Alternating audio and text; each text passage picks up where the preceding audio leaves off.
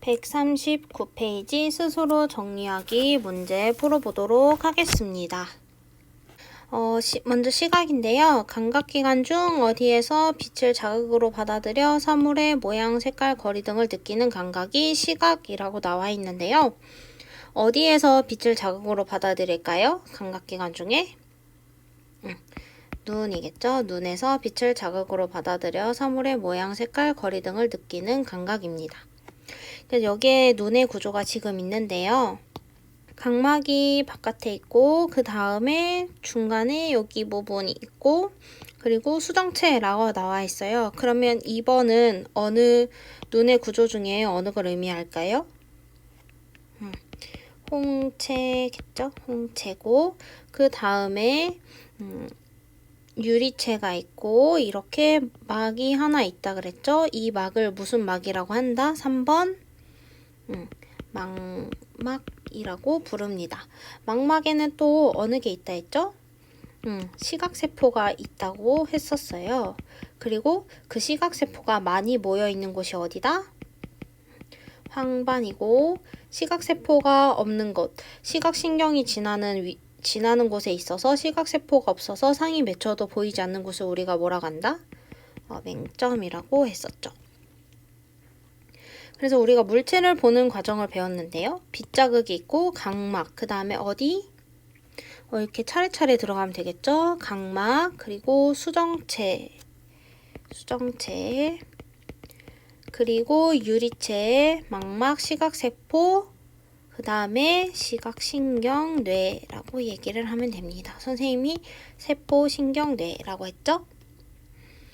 이렇게 물체를 보는 과정이 있고 그 다음에 옆에 부분에 볼게요. 눈에 대한 설명으로 옳은 것은 동그라미, 옳지 않은 것은 X로 표시하시오. 빛은 동공을 통해 눈 안쪽으로 들어간다. 맞나요? 틀리나요? 맞는 말이죠. 동공을 통해 눈 안쪽으로 들어가게 되고 주변이 밝을 때는 홍채가 확장된다, 수축된다. 주변이 밝을 때는 홍채가 이렇게 확장이 돼서 홍채 확장, 동공 좁아진다 라고 얘기를 할 수 있고 주변이 어두울 때는 홍채가 수축이 되겠죠. 홍채가 수축이 돼서 이쪽으로 이렇게 되니까 동공은 커진다 이렇게 배웠습니다. 두 번째, 황반은 망막에서 시각세포가 없는 곳이다 라고 했는데 황반은 망막에서 시각세포가 없는 곳인가요? 아니죠. 망막에서 시각세포가 없는 곳은 어디라고? 맹점이라고 얘기를 했습니다. 3번, 멀리 있는 물체를 볼 때는 수정체가 얇아진다 라고 했는데 맞는 말인가요? 네, 맞는 말이죠. 그러면 가까이 있는 물체를 볼 때는 수정체가 어떻게 되죠? 두꺼워진다. 를 우리가 배웠습니다. 자, 4번. 주변이 밝아지면 동공이 커져 눈으로 들어오는 빛의 양이 감소한다. 맞는 말일까요? 틀린 말일까요?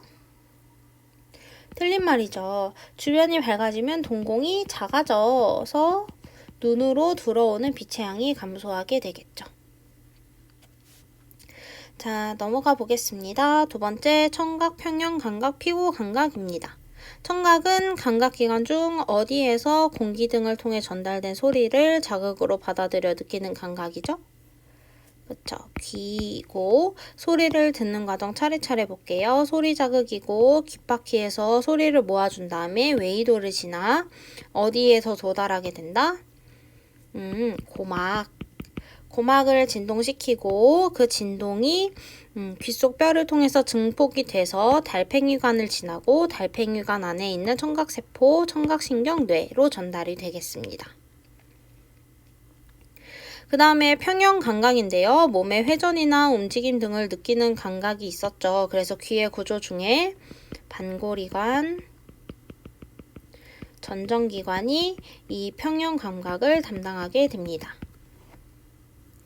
자, 네 번째. 감각기관 중 피부에서 열, 접촉, 압력 등을 자극으로 받아들여 차가움, 따뜻함, 촉감, 눌림, 통증을 느끼는 감각을 우리가 피부 감각이라 부르고, 감각점에는 냉점, 온점, 촉점, 압점, 통점이 있어요. 피부에는 또 이렇게 피부가 있다고 하면 위쪽에는 표피가 있고 그 다음에 진피가 있죠. 그럼 표피에 있는 감각점은 뭐였죠? 통점은 표피에 통점이 있고 그 다음에 나머지 4개는 진피에 감각점이 있습니다. 자, 그래서 피부 감각을 느끼는 과정이 있어요. 자극이 오고 그 다음에 피부에 자극이 전달이 되고 그 다음에 어디를 지난다고요? 감각점, 그 다음에 감각신경뇌라고 얘기를 했었습니다. 그러면 2번 문제 볼게요. 귀와 피부에 대한 설명으로 옳은 것을 보기에서 모두 고르시오. 고막의 진동이 귀 속뼈를 지나면서 증폭된다. 맞나요?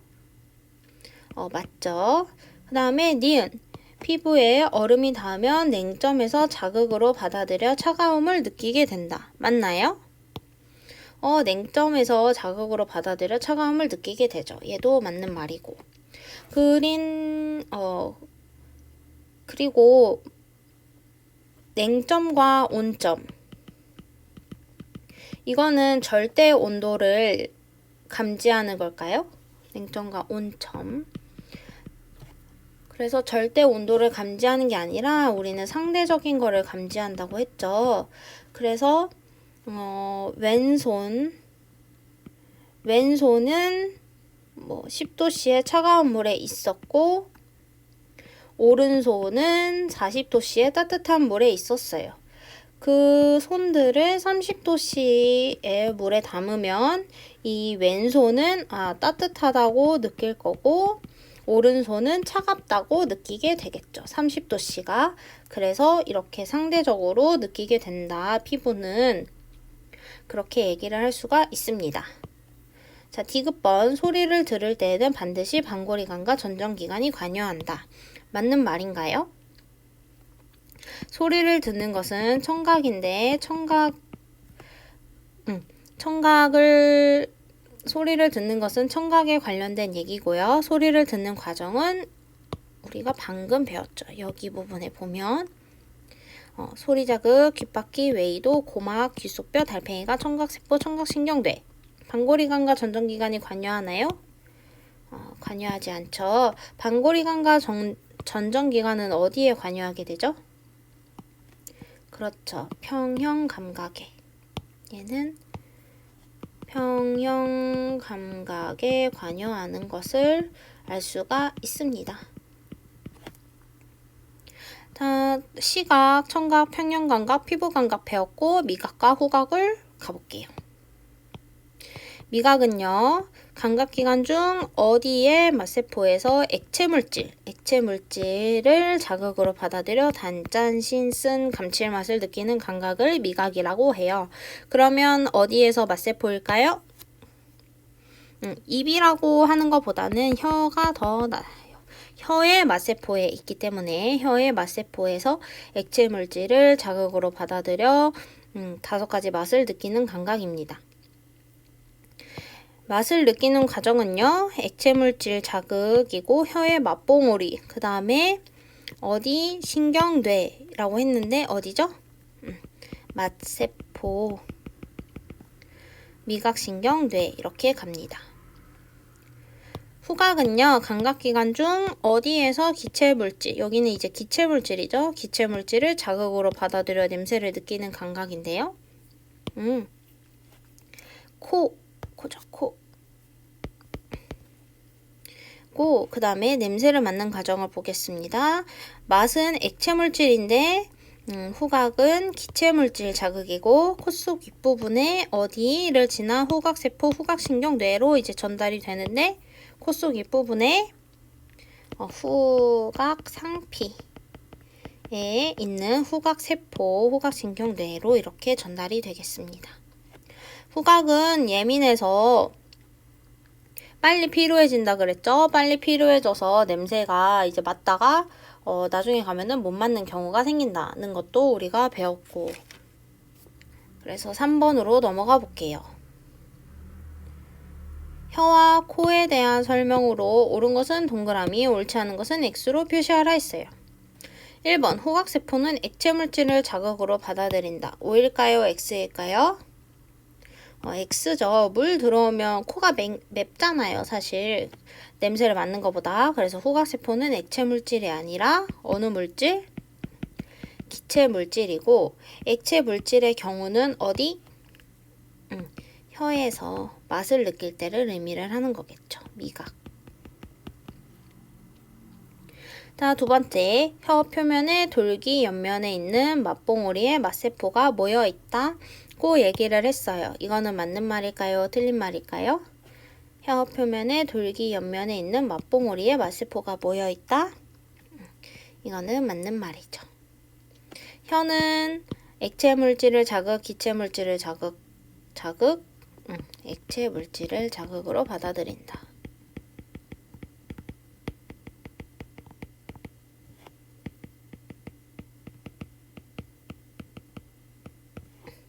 스스로 정리하기 문제를 풀어봤습니다. 네, 우리가 문제까지 같이 풀어봤습니다. 이렇게 해서 감각기관을 다 배웠고, 우리가 다음 차시부터는 신경계와 호르몬에 대해서 배워보도록 하겠습니다. 여러분, 그러면 우리 다음 차시 때 만날게요. 안녕!